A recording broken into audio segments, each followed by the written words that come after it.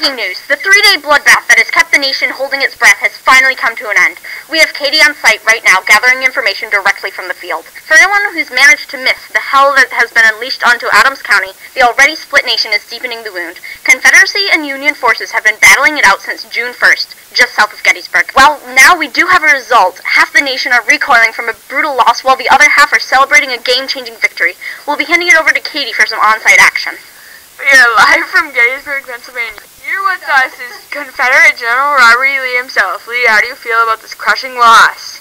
Well, you gotta strike a tense sometime. General Stuart didn't even show up until around half through the battle, because all that man's ulteriors. We lost 40% of our men. The Union only won because we were missing our backup. My whole plan was ruined by the ignorance of one. I've been shooting for Gettysburg since the beginning of this whole thing. If we get close, the Northerners would go chicken, and they would've. Thank you, General Lee. I'm going to track down George Meade, but in the meantime, let's look at the ballistics. Yes, ma'am. Back at the studio, we have ballistics expert Joseph Hancock. Is it true that a Civil War bayonet was made of steel? Yeah. And that they were attached to the ends of rifles for when they ran out of ammunition? Mm-hmm. Is it also true that swords were pretty commonplace in the Civil War, or is this past the time frame of swords? Swords were used. Alright, were there any other weapons used? Cannons. And the cannons had lead in them to make it into a sort of mega rifle? I suppose. Right. That's all? Yes. Thank you, Joseph Hancock, for giving you your time. Back to the site. We're here with George Meade, and the Union general posted here in Gettysburg. Now, Meade, what tactical advantages did you have because the battle was in the north? Well, for one thing, we knew the terrain, we knew where everything was, and how to use our resources properly. How to properly counter their advances. They were in our territory, we had an upper hand, and we were above them. Alright, thank you. Anything else of note to say about it? Not that I can think of. Back to Oliver. Thank you, Katie, and thank all of you for tuning in. The Union has won the battle for America. The battle over Gettysburg could change the outcome of this war, and you'll just have to stay tuned.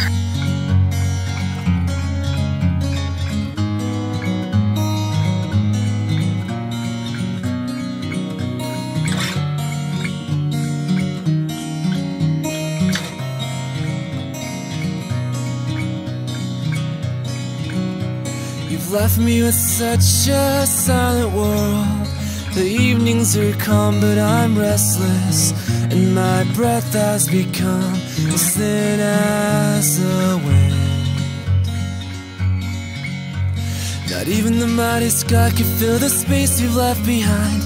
Not even when it rains. No, nothing takes your place. Your emptiness too great to fill. Ooh,